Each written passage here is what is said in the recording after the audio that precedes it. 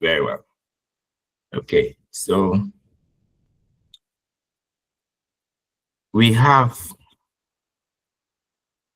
gathered here this morning on Saturday to have conversations about the principles of management.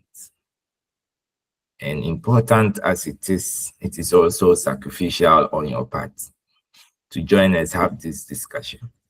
Because as for Saturdays, a lot of things go on, but you have made that sacrifice. Hopefully, it yields to the measure of your expectations.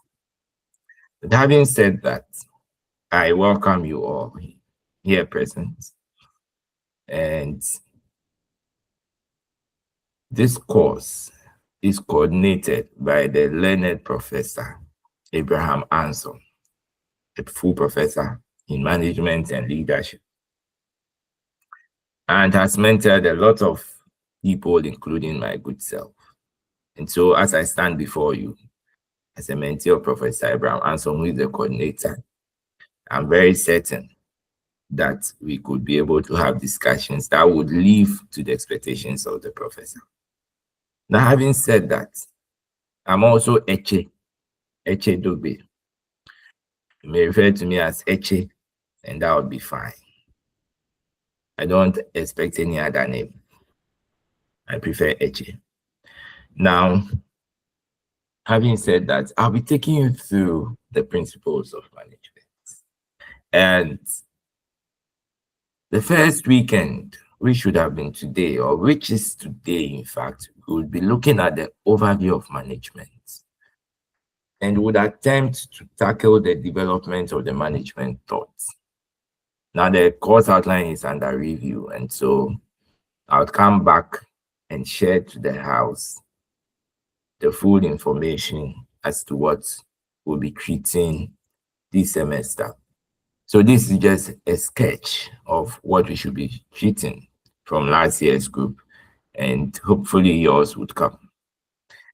But in the meantime, the development of the management thoughts would also be taken. We'll take business and its environment sometime. We'll then proceed to asking ourselves what a business must do to remain relevant in a community, social responsibility and ethics. We'll discuss that at length in subsequent meetings. Then we'll come to Henry Fayol's definition of what management is and focus on the 4 functions of management: planning, organizing, leading, and controlling. Now, there's an addition, which is motivating of employees, which normally the leader does, but it has been broken down to a function, and we'll deal with that expressly. So, in fact, if we do that, that would have been it for the end of the semester. But should time be on our side, we would go ahead and do conflict management and power politics. But if we do not have the expected time, we will not do it. We also may do managing change if time permits us. But what you need to know is the concept of management. At the end of the day, you need to know the concept of management generally. There's the mode of development or evolution of the management idea. It didn't just start today. Management started from Adam. We want to know who are those erudite writers and researchers and advocates who have written strongly for management from time immemorial up until now. We want to be sure. And whether what they wrote in some years BC would be relevant in this year's AD, and I mean BC in terms of the years, and AD as we practice now. We would want to be sure whether it's the same, so that management to those people, what should it mean? And management to today's persons, what would that mean? We'll interrogate all of that. What we know is that it has changed from a certain point to another point. We would interrogate all of that. And at the end of the day, we'll fine tune our lives towards understanding that whole evolution. Then finally, the functions therein, all the functions underneath management as have been proposed, we'll look at them in seriatim. Then we'll be satisfied. I saw a hand up. Do you have any views on that as we conclude on this? The hand up. You may speak.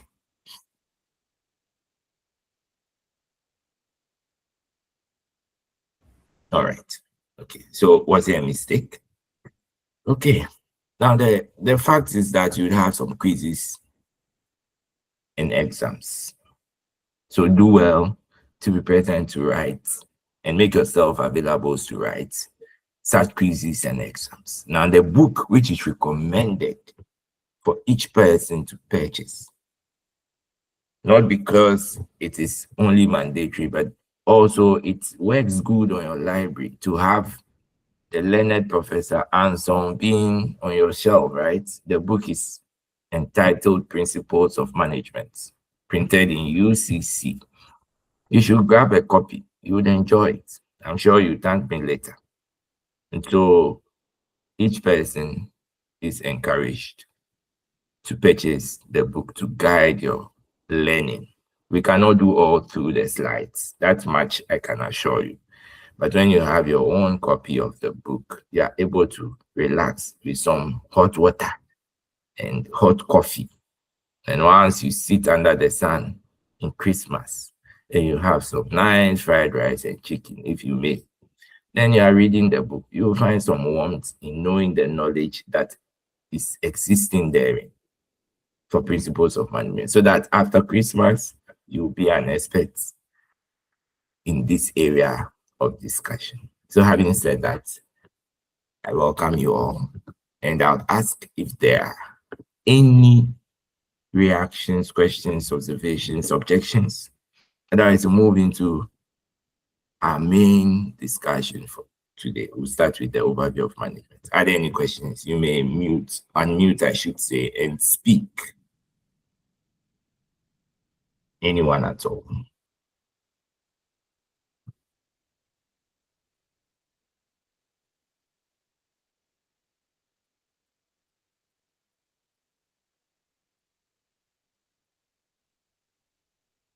Anyone at all? Okay, so you're all comfortable. Is that it? So that we zoom into today's class. You're comfortable, right? Yes, sir. All right. We are very, very comfortable. Okay. So today we'll start with the overview of management. And may I say that I've given the assurance to the course rep that I'll do an hour and 30 minutes for good reason. I have to be at a congregation. The congregation, UCC students are graduating, and I'm sure you'll be graduating soon sometime, and we'll be there to support you. So we'll be graduating, and so we'll do an hour and 30 minutes, and then in our next meeting, we'll compensate for that. So if that is agreeable to the house, we'll proceed. All right, thank you. We'll proceed to the overview of management. Then from next week, we'll continue with the theories. That one takes a bit of time and understanding, but we'll break it down to everyone's understanding. So look, every business that is built on some parameters. And every owner is aware of where he or she wants the business to get to. But most often, the confusion is that, look, since I'm the founder of the business, I should be able to exhibit all the traits required of a leader and a manager to bring the company to its feet. But that idea may be a far cry from the truth, because you may start, there are persons who can start a business but cannot manage it. A lot of things we have started which requires management, we have failed at it brutally. So that sometimes, even as a person, you say, okay, I want to do a master's, or I want to do a top up. Now you have paid your fees. You've been enrolled. You are happy. Now the management is to squeeze time off efforts that are also well competitive in your lives. Your children are crying. Some babies, as we speak, I'm sure on the screen, some babies are breastfeeding. Someone is lying in the bed with his girlfriend, say, hey, when we actually end the class, so that we continue. Some have not even woken up. They just work, they've not even brushed at it, and they put earpiece. I'm sure they'll go to bed soon once we start. All right. Some are even in the market buying fish. So all these things, as it goes on, the point is you have paid your fees and you have been enrolled. The expectation is that, okay, you squeeze some time. But it only takes management to recognize that, okay, having embarked on this important adventure, I should be able to get some time allocated for that. It takes a management mind to do that, which is a whole different game from starting and paying the fees. It's different. And so what we introduce you to now is that aspect of business which can make a business stand, whether or not the founder has the skill to manage the business or not. Ours as professionals, and you and I will become professionals after this course, is to see a business and say, okay, I think I can manage it. And by management, we mean structuring it in a way that will ensure its continuity. But look, the very barest minimum of definition you can find for management is what Henry Fayol, and if you are writing, you may write.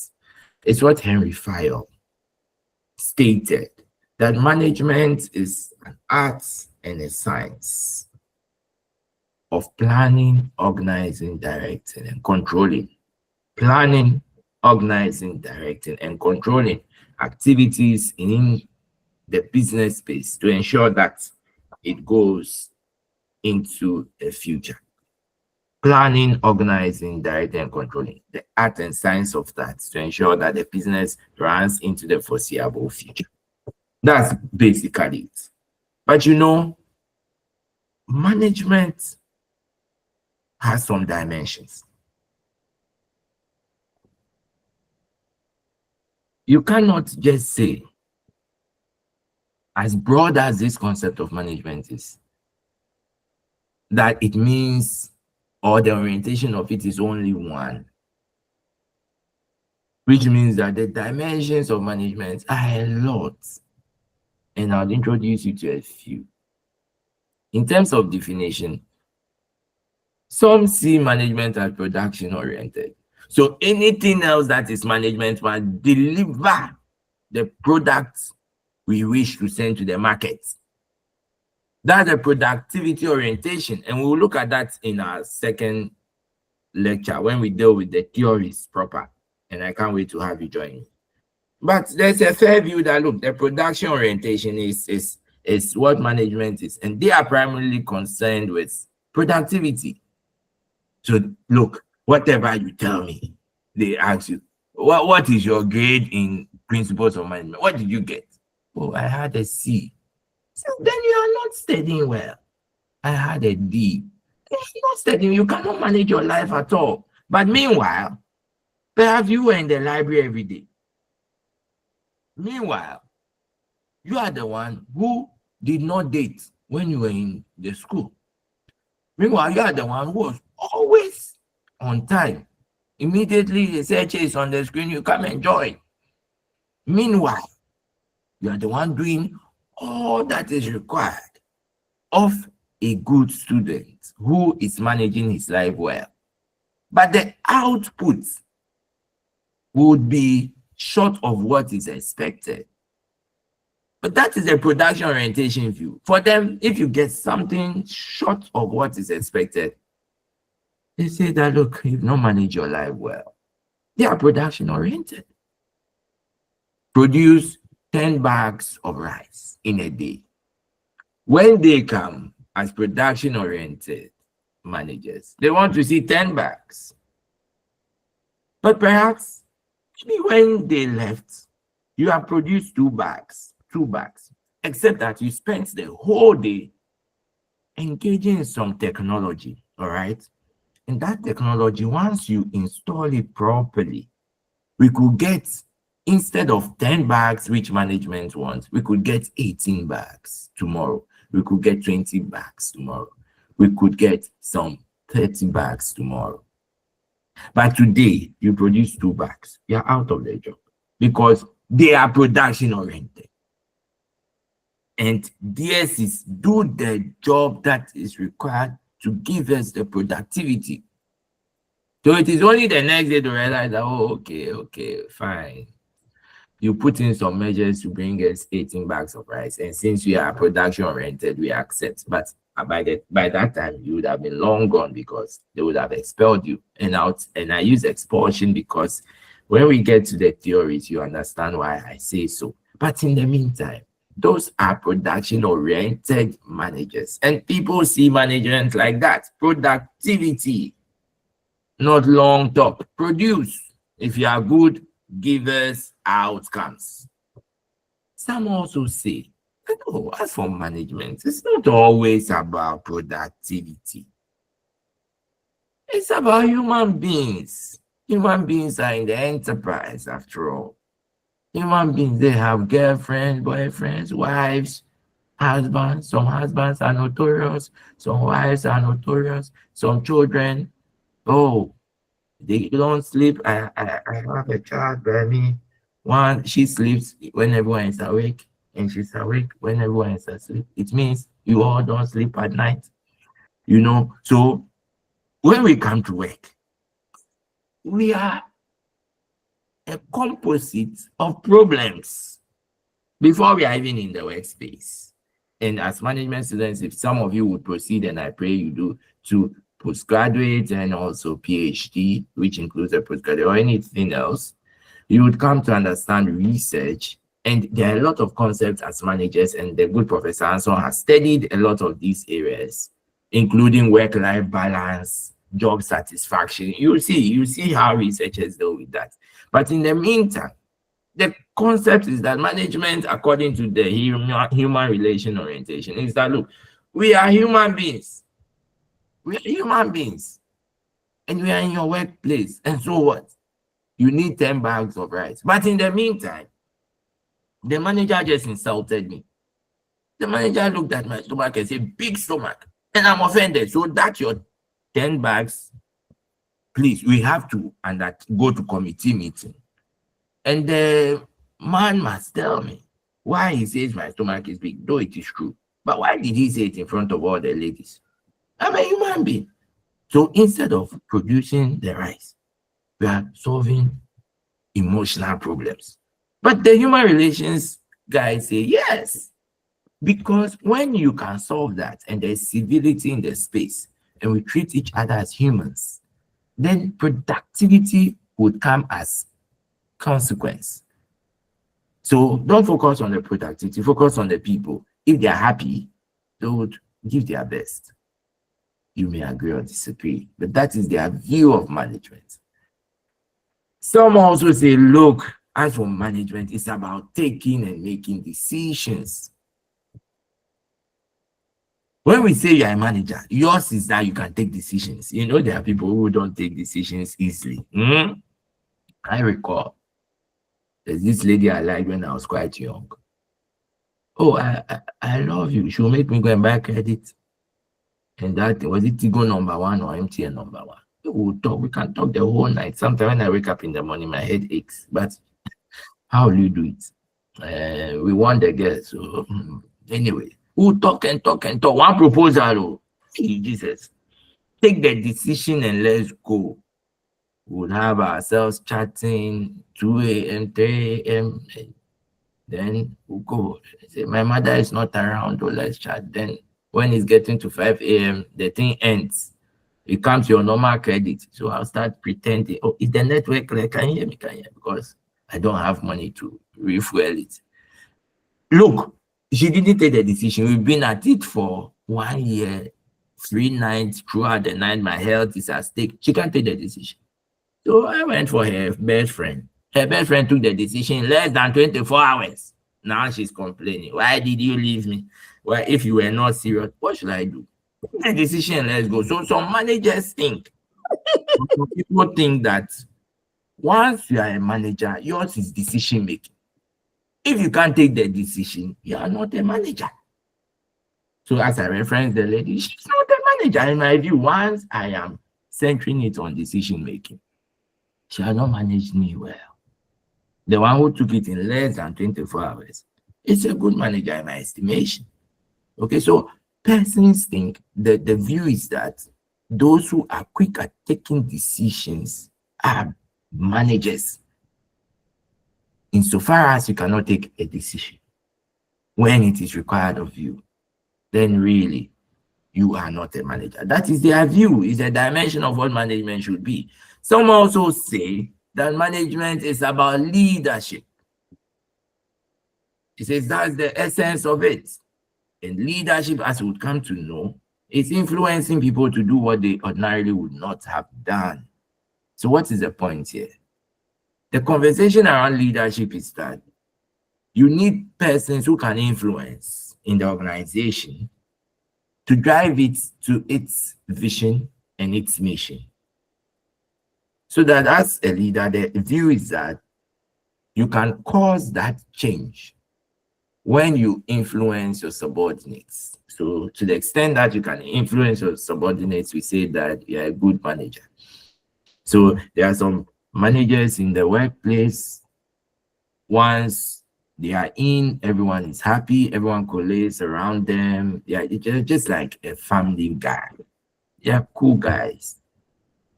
But there are others too, when they come, everyone is running helter-skelter looking for a space to hide.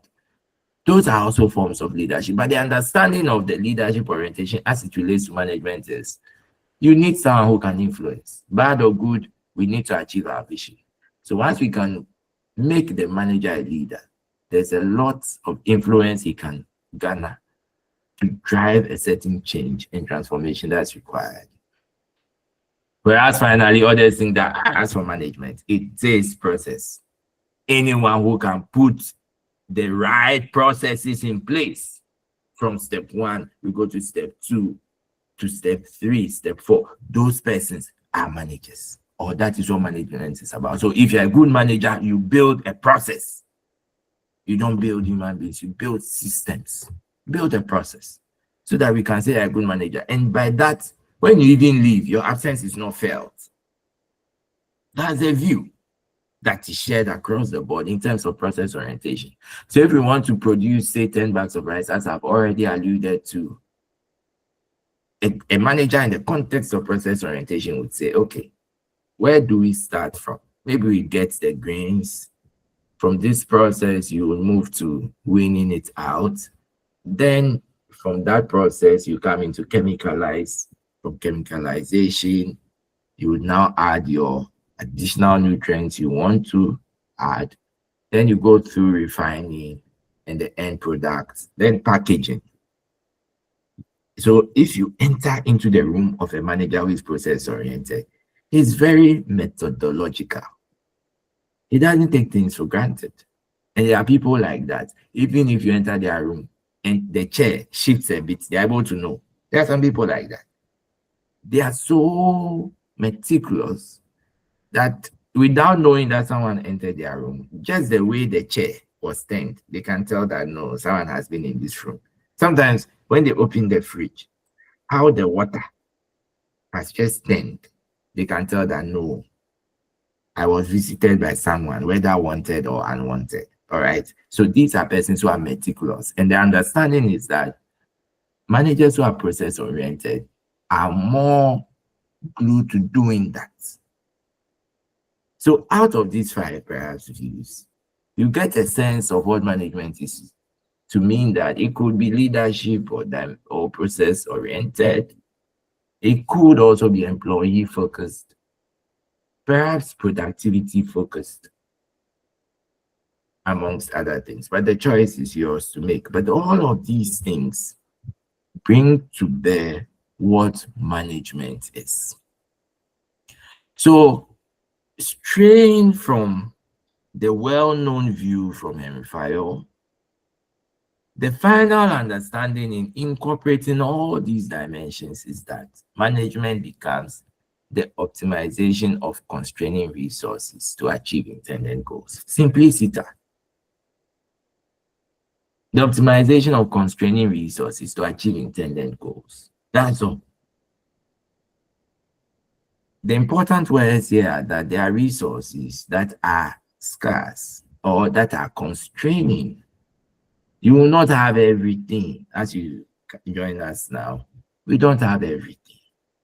But within the limits and constraints of life, you've been able to make time. So resources that are already constraining and your ability to optimize them, which means making the very best use of such constrained resources to achieve your goals. That is what management will mean when we amalgamate all what you have discussed in terms of the dimensions. So this is a definition that from the good Professor Anson you would want to keep. And that is more holistic in approach. You may ask questions as you play along.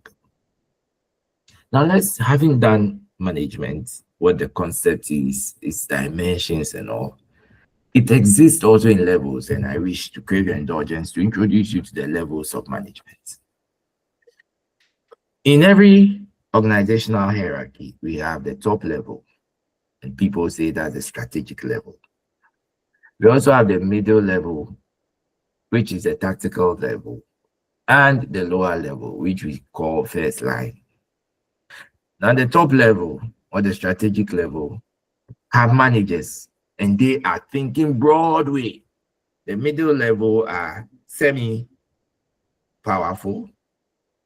They also have important roles they may play in the organization, and they implement what those at the top level would bring. And then we have the first line. They are the floor line managers, and they are dealing very well with operations.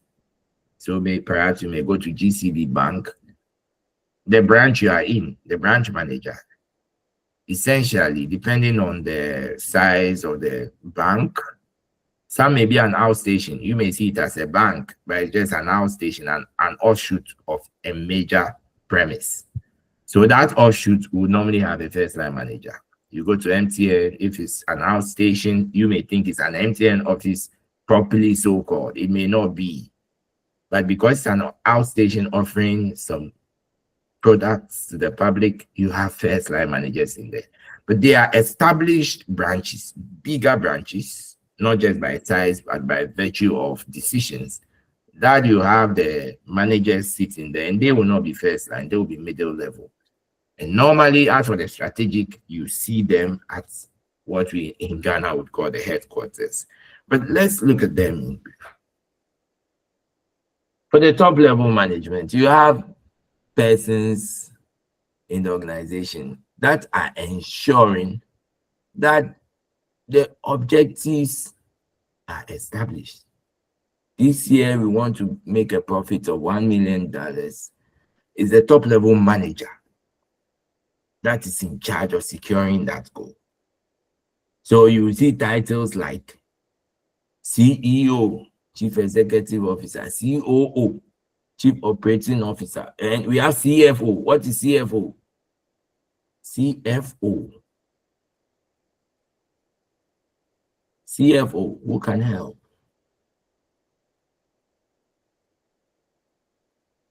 Who knows CFO? You can unmute and speak.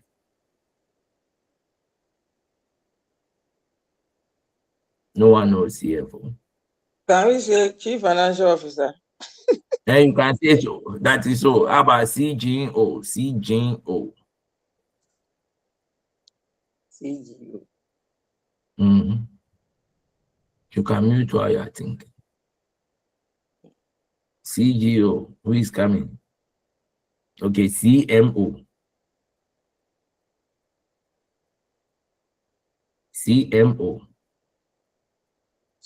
Chief Monetary Officer. Are you sure? I the one giving the titles. Chief Monetary. Yo, who can get CMO? All right. So thank you. You may mute. Now, when you see all these C, they are the top level guys. CMO, Chief Marketing Officer, CPO, Chief Procurement Officer, CEO, Chief Operating Officer, amongst others. Now, these guys are the powerful guys in the organization. It's a managerial role. And in fact, it's an American balance because under Ghanaian law, these things don't mean anything. All right. As a lawyer, I'm aware of what the law says as it relates to these things. But suffice it to say that in the presence of management, therefore, these are the guys at the top and they are calling the shots to ensure that the business performs in terms of its targets. Now, the middle level managers, you see them normally as branch managers, as I've alluded to, not outstations per se, but branch managers. Okay, so GCB branch, maybe in Cape Coast, the head, he will be a middle level manager. All right, they give them large departments to exercise their power over. That's it. So in the university space, the main powerful person is the vice chancellor, the pro vice chancellor. Those are the top. Then we come to the deans and provosts and all. They are middle level managers. Then finally, the first line managers will be lecturers that interface with you, right? So someone like me, I'm at the lower level. You see, I have no power. Okay, so I'm at the lower level. You can unmute and insult me. I can't do anything. I'll just cry. As a man, the same men too cannot cry. So I'll swallow it. I'm a lower level manager with no power. Now, I don't know what your generation is, but now the generations that come to the university, it's not easy. When you're even teaching them, some are 14, 13, 16 years, and they'll challenge you. One guy I went to teach, they said, what you are saying is not born out of the fact. I know. I said, so I thought that the fact he knows is something that is persuasive. He said, in my SHS, my teacher, I said, how? Gentlemen, come on, sit down. SHS. You can't use SHS wisdom in the university. Please, derail your view of that. Before long, he wrote a petition against that 14-year-old guy, petition against Echedokwe for stopping me in my tracks when I sought to ask a question. The head of department invited me, he was there. Can you imagine? A lawyer of my standing. This guy gave it to me. What can I do? When you finish, the head said, apologize. I said, I'm sorry for acting like that. You should see him now when we're in class. When you ask the question, they say, I have a question. I say, hey, this guy is now powerful than you. Lower level manager. Because they know you have superiors. Whatever you do, they know that when you misbehave, he knows 14 years. He knows that when the chief misbehaves, you send him upstairs. Okay, and he'll be grilled. So that is it. 14 years. All right. But you see, in school, in the university, the older people, they are very respectful. The older people, those who are old will be calling, sir. The younger ones, hey. Some will say, my colleague. Hey, me, I'm your colleague, 14 years. Hey, okay, anyway. But you are first line. So first line, you are a supervisor. You're in charge of small work hands. Like I am here in front of you, 12 students. Then I can show my powers. Beyond that, it cannot extend anywhere again. When you guys have any other class, say accounting major or principles of accounting, I can't come there. Should I come there? I'm coming there as a visitor, or I'm coming there as a student, and the lecturer there can exercise power over me. What can I do? If I'm not comfortable or I'm discomfited, I just leave. Those are first line managers. Now, look, the reality of this is that it makes the first line managers very stressed because they are dealing with the day to day. Because someone can enter into the bank, an outstation, and maybe a customer service manager, and the gentleman is so peeved in the morning and he's talking to anyone anyhow. Those are the strategic level. They don't see that. They are in the boardroom. But you that you're at first line, don't tell you this bank, give me my money. Useless bank, you're all. But you see, you are first line man. Oh, sir, calm down. You two are annoying, but you see, you need your salary. So say, sir, calm down. Sir, calm down. Sir, calm down. You don't worry. We'll handle you.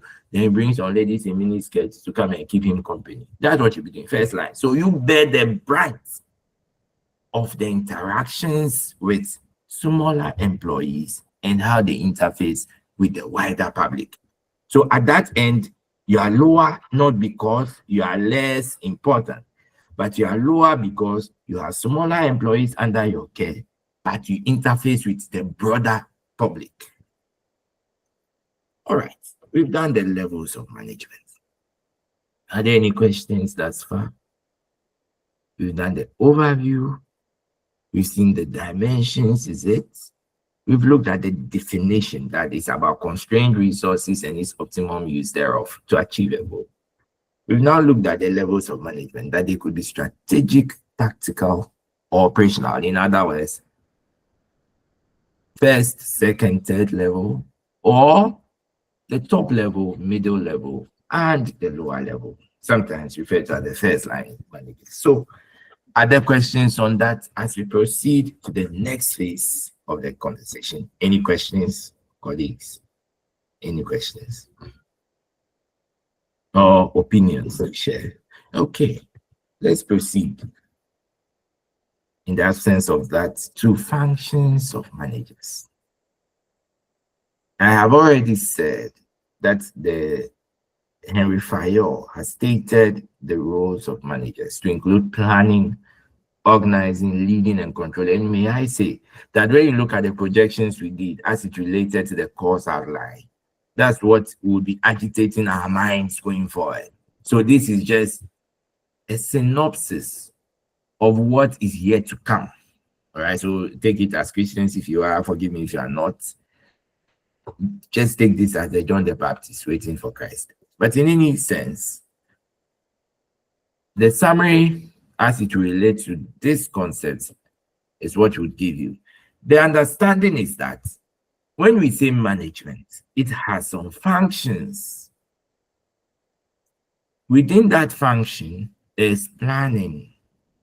Planning is your roadmap. So as you are here today, okay, I plan to wake up around this time, join the class, and I hope to close at this time. From here, I move to this. That's planning. So in the organization, essentially, when we see a manager, that's what he's essentially doing. Planning the space, having a blueprint of how to achieve a particular goal. I recall when I entered the university, first, I said, oh, I'll be a first class student. That was so I had planned everything. I knew that okay, from when it's dawn, I wake up at dawn, and then I'll study before it is 6 o'clock. I should get ready for class. Then I'll attend all lectures. I won't miss any lecture. I'll attend all lectures. Remember, I just come level 100 because that advice, obviously, that was handed down to me. I'll attend all lectures and I'll iron all my things before the week starts. And then I'll plan all the food I eat. Okay, and then after going for lectures, once it's 5 o'clock, I proceed to the library to study till 9. Then after 9 p.m., I come back and then I sleep a while. By 11, I should be up. I learn a while till 1 a.m., then I sleep. Then the routine continues. 4 a.m., I'm up learning. Hey, as if the ladies saw me planning. It was not less than a week. I'd fallen in love. There was a lady in the next, I was a custodian.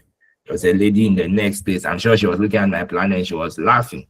She just said, hey, handsome, how are you? Just that morning, my plan has now fallen in the mud. Lectures, I won't go. Ironing, I didn't even have an iron to start with, so that was even out of it. As for library, I'd never visited it for 4 years. On top of that, she gave me broken heart in second semester. My life, I had to only graduate by God's grace. So, as for planning, you plan, you ensure that the plans are achievable. But it doesn't stop there. The wisdom of Henry Fayos is that plan is crucial, but it's not an end in itself. And that's when you plan, you need to organize. You need to determine and assemble resources to their activities in an appropriate manner. So as a business, you say that, okay, you have planned that we should deliver this number of sales in a week. Where are the cars that we use for the marketing? Have you provided the cars? Or do you have bicycles? You say that we should be able to reach to deliver our food as a food joint, deliver our food when our customers call in less than 10 minutes after the call. Where is the motto? Where is the motto? As for UCC, the least said the better. The food joints here. Oh, Jesus Christ. You order, and after 2 hours, they'll call you. Did you say hello? Did you say lime macaroni on it? I said, Jesus, I thought 2 hours. Take your food. Sometimes you are done eating. Some I've ordered and I'm asleep. It's almost evening. And they'll call you that, hello, gentlemen. Did you say jollof or fried rice? I said, hey, from morning. So if you're an organization that requires a certain level of timely delivery, then let the motors be available, let the bicycles be available, let the cars for delivery be available. So organizing essentially, and as we'll come to what it is in our slides, as we'll look at later on, it's essentially making sure that you are now assembling and arranging resources to the activities. If it's speedy delivery, we want vehicles of any kind. If it is smart customer engagement, we want lively people to be in front. And I tell you what, when you go to Zenith Bank, I don't know if it exists till now, but Zenith Bank in UCC, there's a nice lady in front. When you go there, oh God, the customer service will win your soul. Sometimes I just go there when I'm stressed of lectures. I go and chat.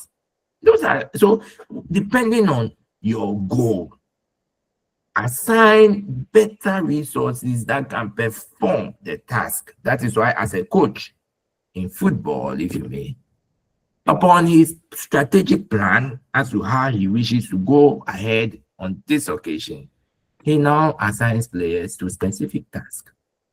That is you organizing. Now, having organized, you know that the coach will not go and sleep. And sometimes when I was young, I was wondering, why is it that in football, the coach is not playing the ball, but he's roaming around? I didn't know that was a concept of leadership. Because if you tell me 11 players are going to play, after the whistle is blown for the game to start, go and sleep. Why are you roaming recklessly on the field? Well, on the line, outside of the field. But that is leadership. You need to keep motivating and guiding and encouraging, because it's a function of management. All right? And for most of you on this platform, like I said, nice plans to get good grades. I'll squeeze some time to come to class.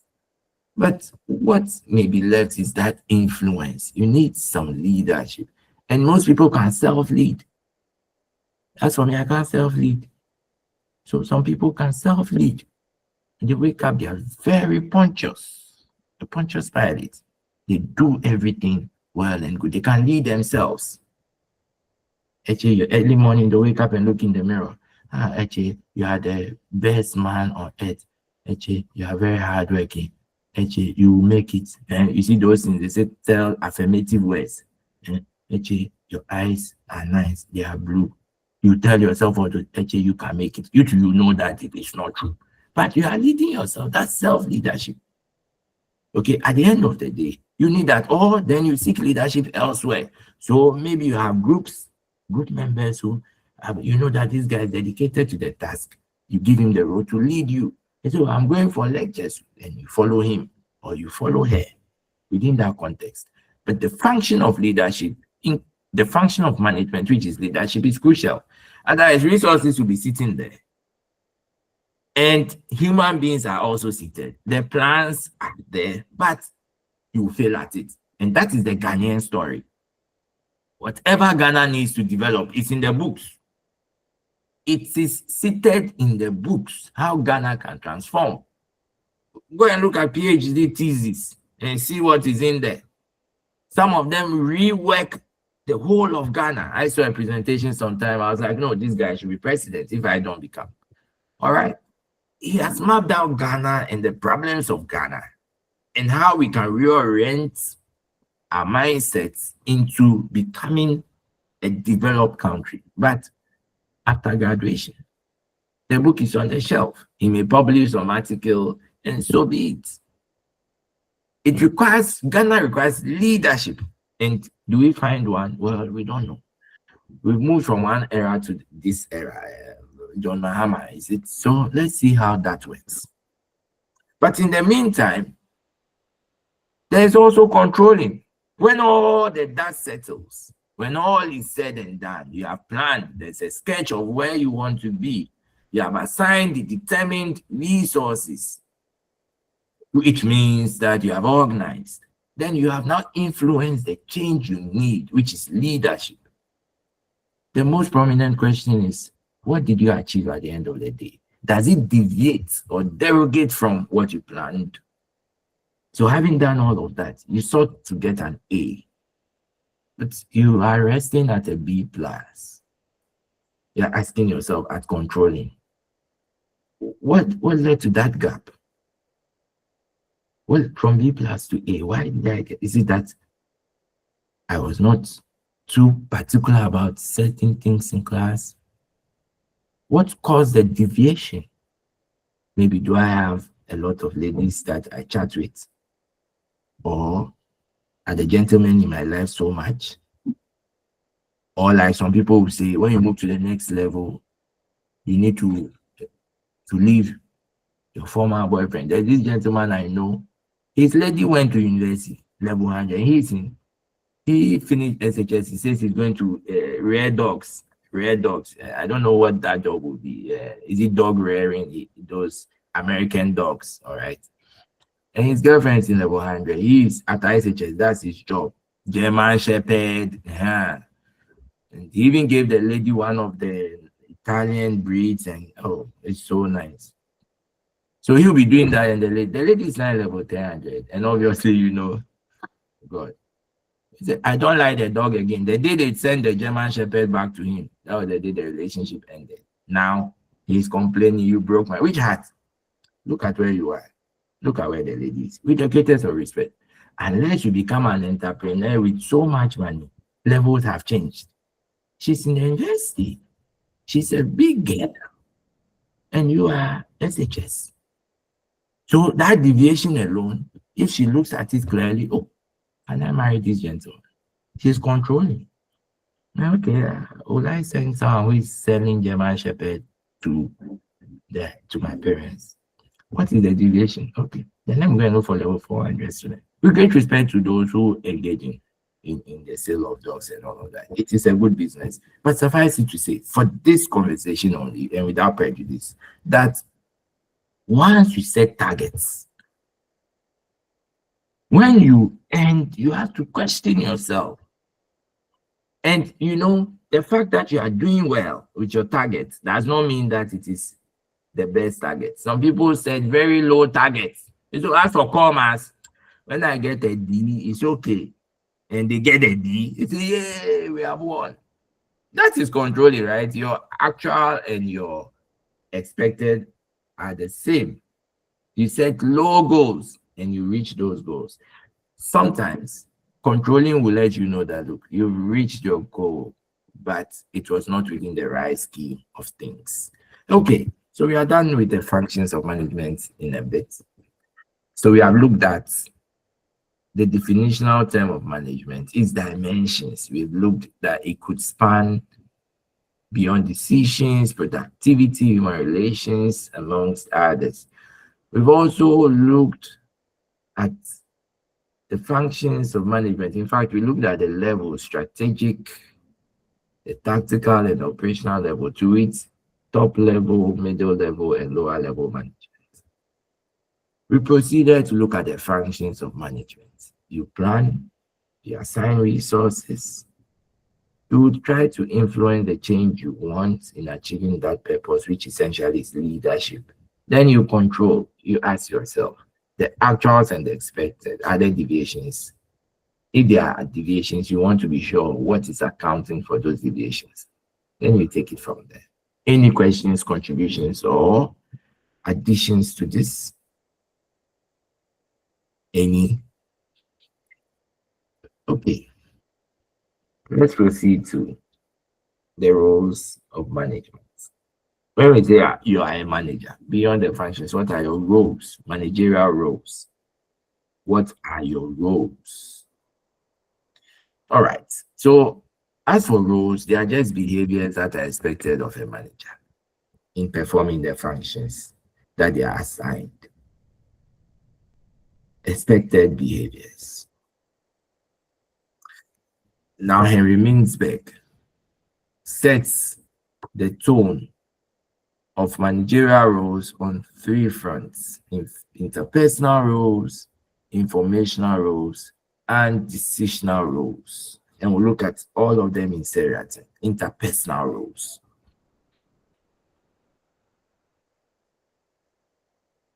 As a manager, you'll be acting with people.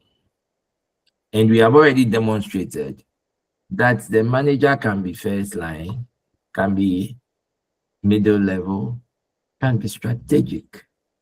Depending on the class you are, you will have some interpersonal roles that you'll be performing. First off, like I said, when you go to ADB Bank, that first line manager you see is representing the organization. That's why when anything happens, they say, oh, let that person be the one who should respond if anything happens. Where's the manager? Because he's playing a role we call the figurehead role. The figurehead role. He's the head. Who is the figurehead of Ghana? Let me hear you. Who is the figurehead of Ghana? Currently, The president. The president. Great. The president. Yes, thank you. That's the figurehead of Ghana. He represents us everywhere.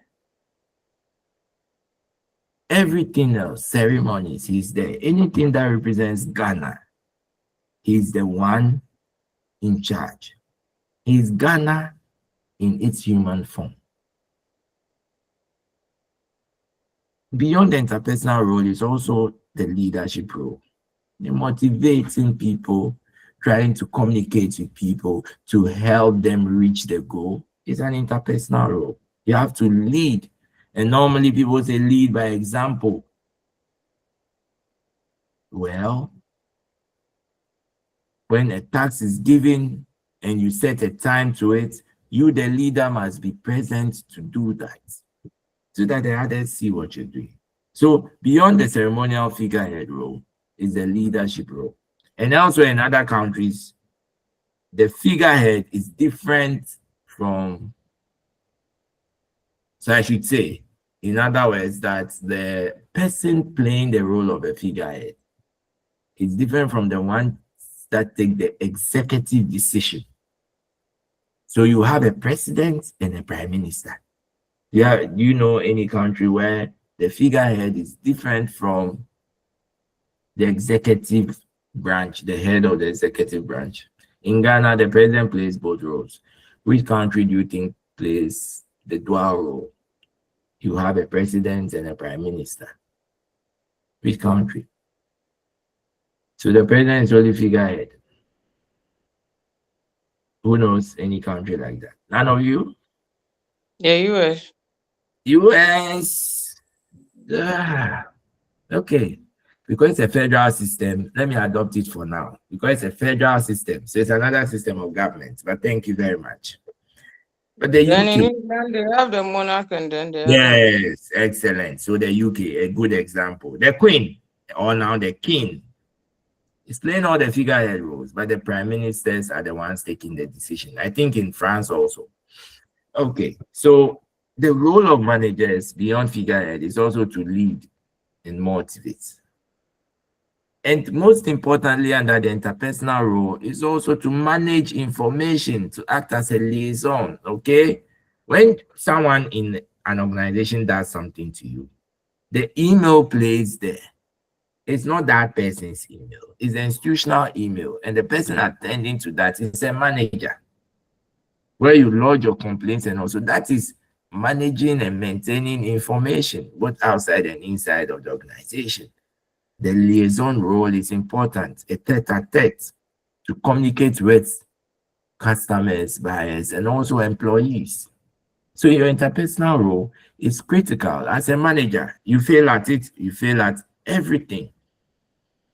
Then we have informational roles. As a leader, or as a manager for that matter, you need to disseminate information across the board. You have informational roles. So look, there is something we'd learn, which is monitoring the environment, and you realize that a business is a composite state that lives in an environment. So a manager must be scanning the environment. I know a tailor in my area. He says he has written on his shop, no mini skirt.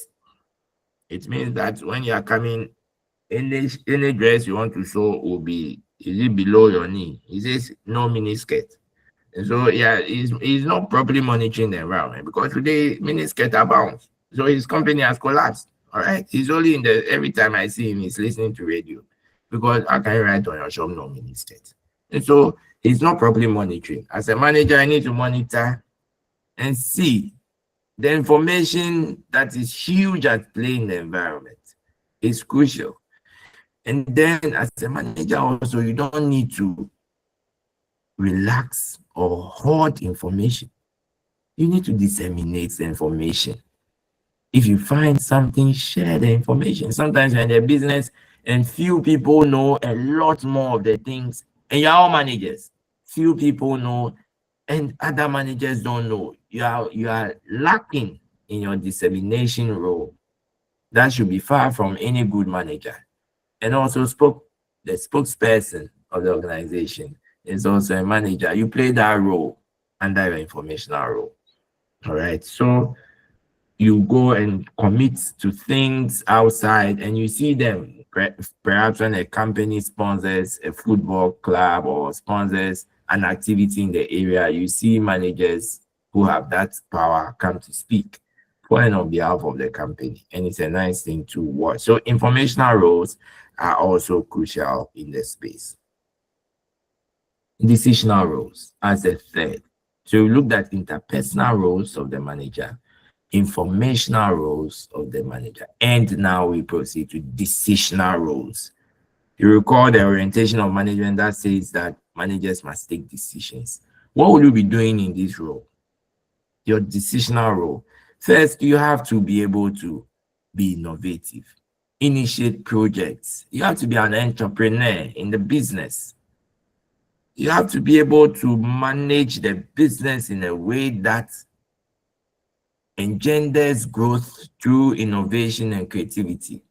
So as a manager, you are not just stagnant.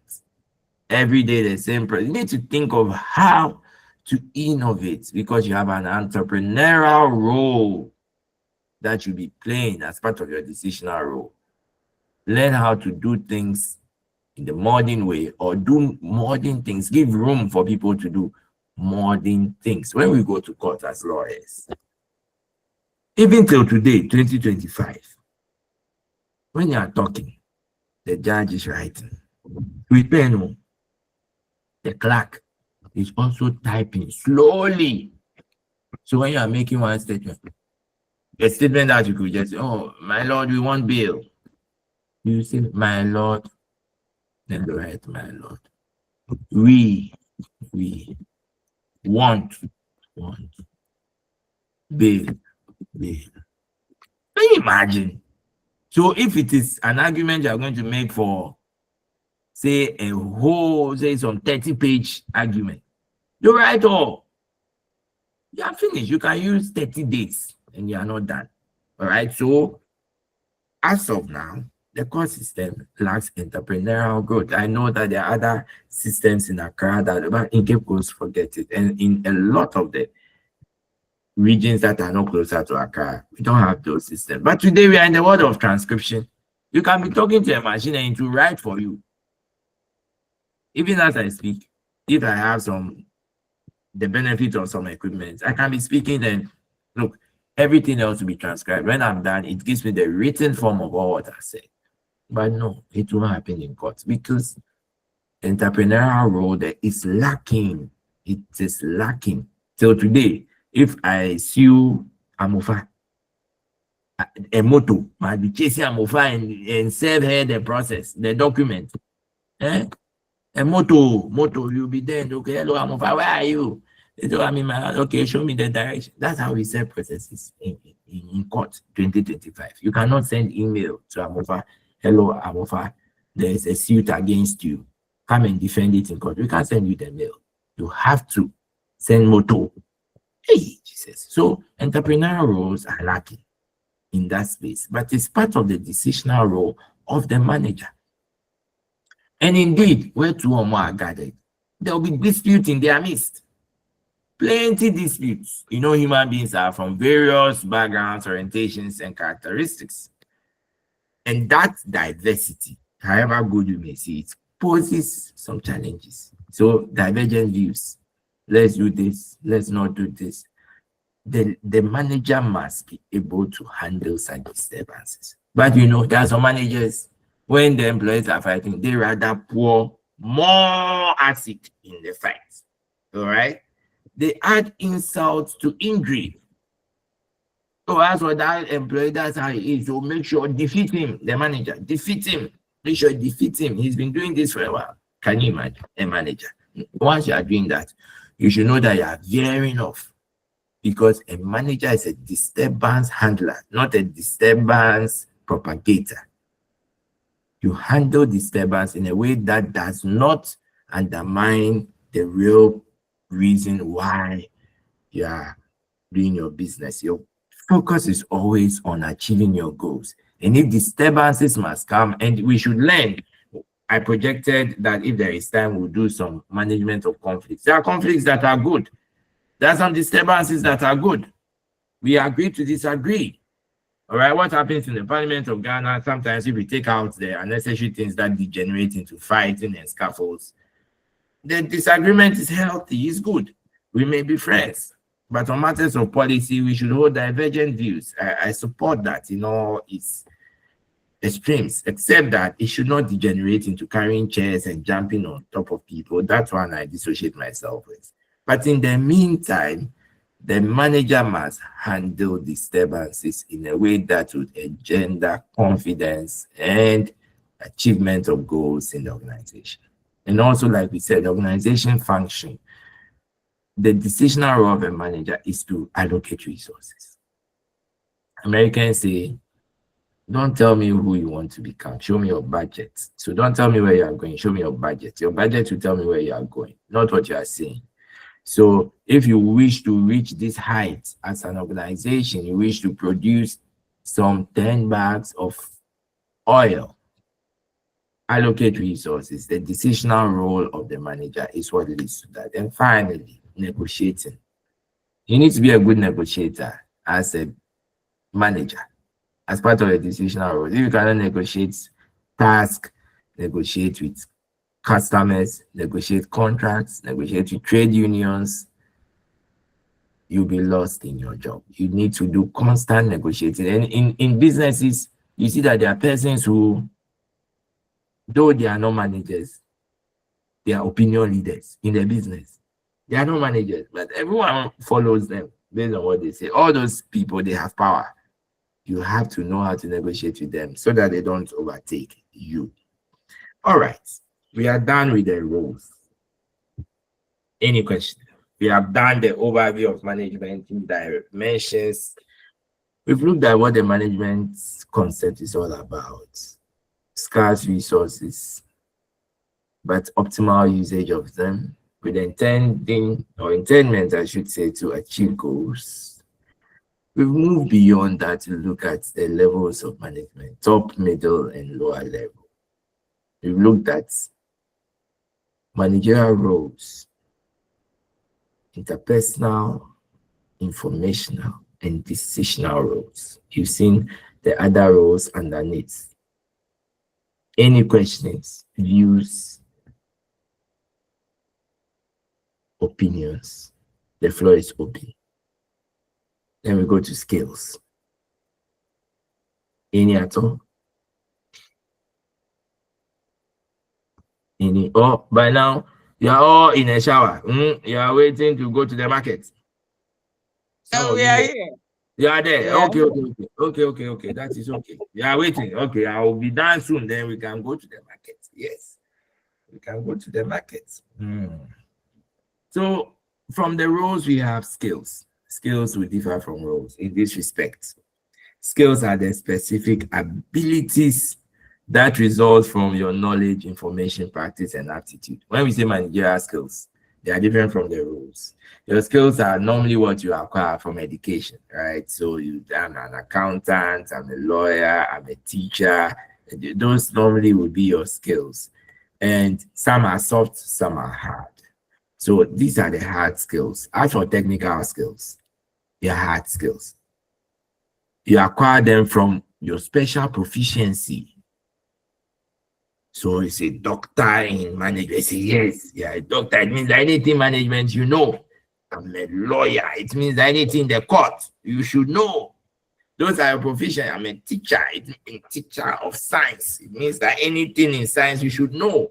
Those are your technical areas. And I've always said that when it comes to your technical area, let no one defeat you. Hey, this.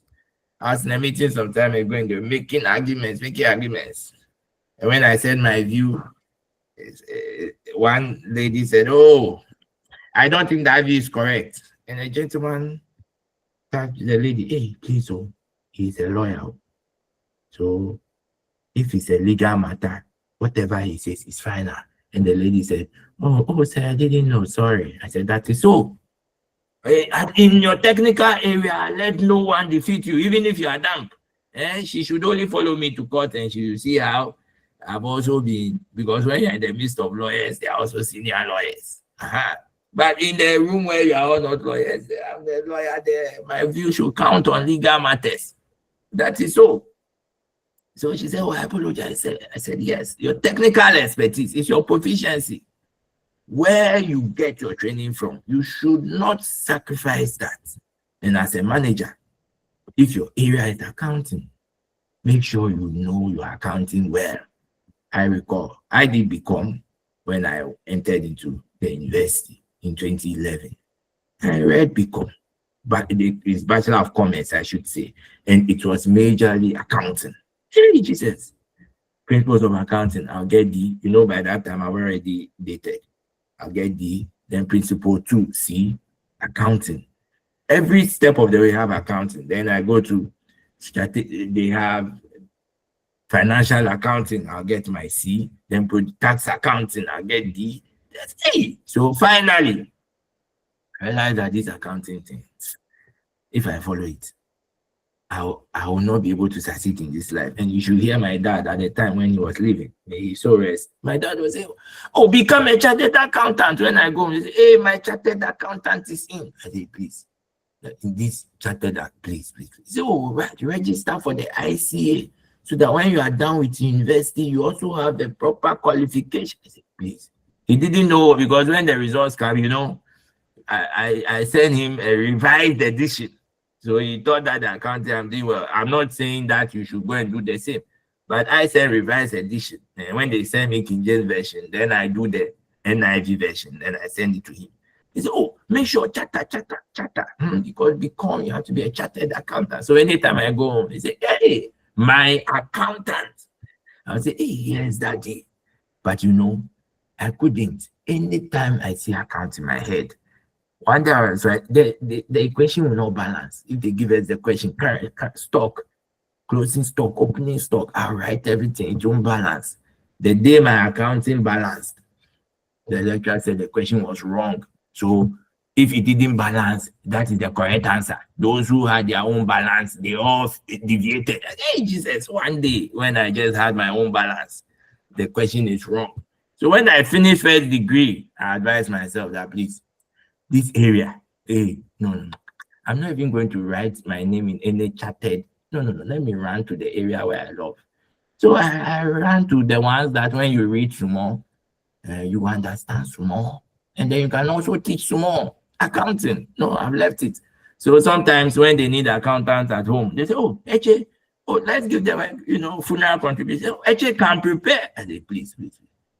Don't, Eche cannot prepare. You will get some accountants to do the work, because I didn't continue with my accounting.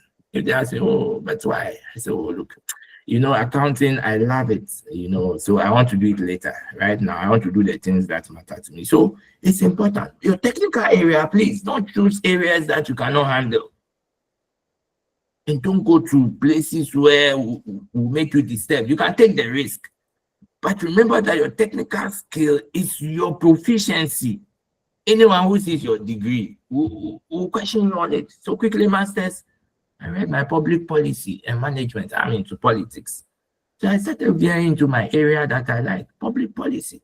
In PhD, I did something in administration in public sector. I'm done. And now if you see me and I'm on TV and I'm speaking, the policy analysis of the government. But if you go and put me in front of, I recall sometime they called me on radio. Actually, the budget, they've read the budget. Come and then analyze it. I said, oh, I'm not well.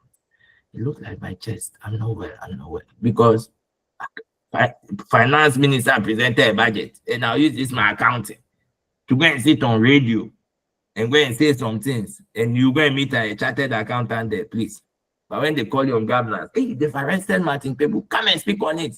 I say, should I drive to the station or you want it on the phone? Before long, I'm at the station and I'm speaking. That's my proficiency, because you need to know where you fit. And then because at the end of the day, you'll be adjudged by that paper that you are holding, because that's your technical expertise. And as a manager, you have to have that technical expertise. Everyone will judge you on it. Then we have the soft skills, human skills. After your technical expertise, you have to show how you can work with human beings. All right. Yes, technical expertise is not everything.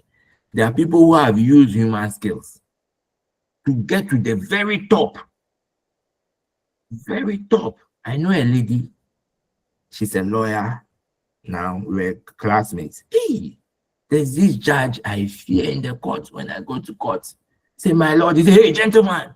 Oh, come on, move the motion and let's go. He's always angry. See, my lord. So you brought your client, but you'll be shaking, you'll be sweating.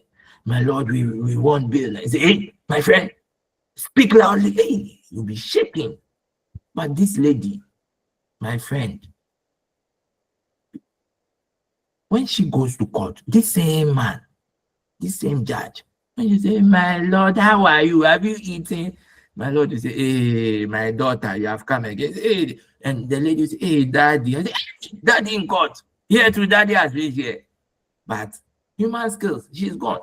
Sometimes you take an application, bail, and it is granted. But me, I go and talk the law and they will send me back home. So you see, daddy, daddy, mommy, mommy, mommy, everyone is her daddy, everyone is her mommy. She has gone. And you'll be down there. So human skills are important. It's not only your technical proficiency, how to relate with people. It's crucial. For those who don't understand these secrets, they suffer. When you understand it, skills as humans, as a manager, you need it. Otherwise, you cannot run any enterprise, because in organizations, human beings are there, and I've already established they are from various walks of life. The earlier you have the human skills, the better. And then this aspect of it, which is your conceptual skill, this one deals with your mind. There's some people who can really think critically. Forget about your proficiencies. It can emanate from there, but they have some unique way of solving problems that are not ordinary. They have a way of thinking through things and coming out with real solutions that matter. As a manager, you ought to have that. To be able to do a lot of simulation and come out with the best solution. As a manager, you need conceptual skills. Employees should know that the buck stops with you. So when the thing is difficult, finally when they come to you, you should be able to say that, oh, this one, I can do it. When everything else fails, the manager might be able to stand the test of time and reason and think analytically to solve problems that are emanating managerially. If you don't have conceptual skills, you'll be lacking. So some people are good in their technical area, they have good human relations, but obviously, they cannot think critically. So unless you direct them, they cannot take initiatives and think through things analytically. That is a fault which they must work on. But these are the skills. So yet again, we are done with the skills as it relates to management. We have seen your technical skill, which is the paper you are looking for. Then we have seen your human skills, how you relate with your brothers and sisters. Then we also look at your conceptual skill, your ability to think and make cogent analysis of things. So in a nutshell, you see that management concept is a huge concept. It has a lot of its legs. It's a science, methodological, planning, organizing, directing, controlling. However, it is also an art. The one prosecuting the agenda of management must be able to do it in some style. All right, so when we ask ourselves whether management is a science or an art, what we should know is that it is both. It being a science, it's an inexact science. But what it means is that it follows procedures. When something is a science, it is procedural. It's methodological. Yes, we agree that management is methodological, from planning, organizing, directing, and controlling. But it's also a science. It's also an art. Because the one prosecuting the agenda of management must be able to do it with some flexibility, must be able to do it with some skill. Look, it's like for some of us, when we are looking for ladies, can you go to a lady and, hello, I am HA, do you like me? Let's go home. Who will follow you home? At the end of the day, the art would work for you. I say, hey, Ohima, who bought your dress for you? They say, hey, my mother. Hey, your mother, where's your mother? Hey, my mother is in Takadi. Hey, Takadi, where? So, hey, let me go to your mother. Let me see how your mother bought this skirt for you. Before long, you are married. All right, that is the art. The one prosecuting the act is looking to develop soft skills through practice and apply them to real life solutions. The science is methodological. The point is that management encompasses both. It is a science, though an inexact science. It is a science, much as it is an art. So it follows due process, and it also requires your flexibility and your practice to make sure that you achieve the desired goal. That's why with the same template of planning, organizing, directing, and controlling, some may get it wrong, brutally wrong. They are doing the same things, but the results are not yielding. Another person is doing the same thing with huge results. What accounts for the difference? Normally, when the science is the same, the art differs. The art brings the flair to the management role. And in fact, as we speak finally, management is not only the study, but it's also a profession. And people now learn to become managers. Like as we are here on this platform, we all aspire that one day we would manage our space. On that note, we end the lecture for today. And I know it will be recorded and sent, or it is being recorded and will be sent to you for your further conversation. But we had the opportunity today to look at the overview of management, the dimensions, how people think management to be decisional, some human-oriented, production-oriented, leadership-oriented, process-oriented. We also looked at what the final definition would be, and we are saying that it is the assuming of scarce resources towards an optimal end to achieve goals. Beyond that, we looked at the fact that management exists in levels, and it falls actually, or is hierarchical from the top level down to middle level and lower level. We also looked at some functions of management, and I've already akined that view to the Henry File. The functions of management: planning, organizing, directing, and controlling. We will look at them in greater detail as we have these conversations together. But suffice it to say that these are functions that act together to achieve the goals of the management. Indeed, we looked at the roles of the manager also. We have the interpersonal roles, informational roles, and decisional roles. We saw the other roles that fall underneath. Beyond the roles, we looked at the skill. We focused on your proficiencies, that's the technical skill, then your human relations, and indeed your conceptual skill. And that is crucial for managers. We have concluded whether or not management is a science or an art. We reached the view that it is both. It's not it is an inexact science and also an art. That whereas it follows methodologies, it also has some aspects that requires the flair of the one prosecuting the agenda to be able to make huge or substantive gains towards managing the organization. So on that note, colleagues, I'll leave it here for the morning. Are there any questions? Comments?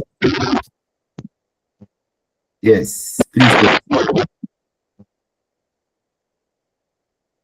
I see that Stephen is on. I cannot hear Stephen. I cannot hear Stephen. I cannot still hear, so kindly adjust your line and come at it later, but with great respect. So better, may I hear you?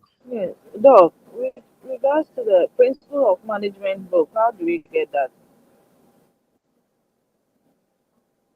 Yeah, so once you get the number for me, I'll let the good professor Anson has a TA, a teaching assistant. He will liaise with you. So when you get the numbers that are ready to purchase the book, which I recommend highly, I'll let the TA contact you, and then you can see how best, because I know you guys are from various walks of life, you can see how best to distribute it to all of you.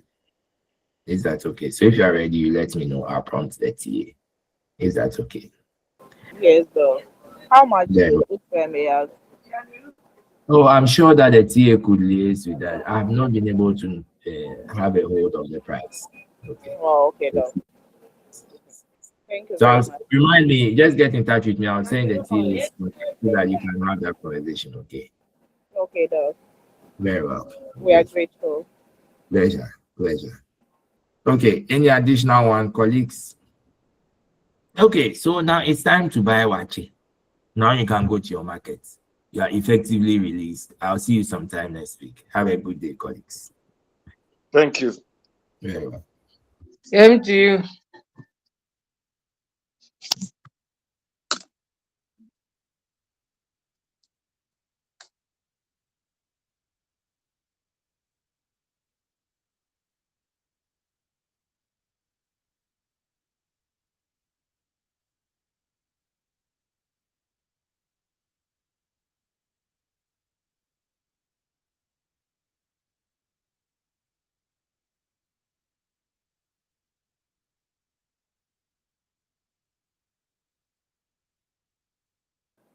Please, our next lecture will come on around 11. So please kindly make it a point to join. Thank you. Welcome, Madam Speaker. Welcome.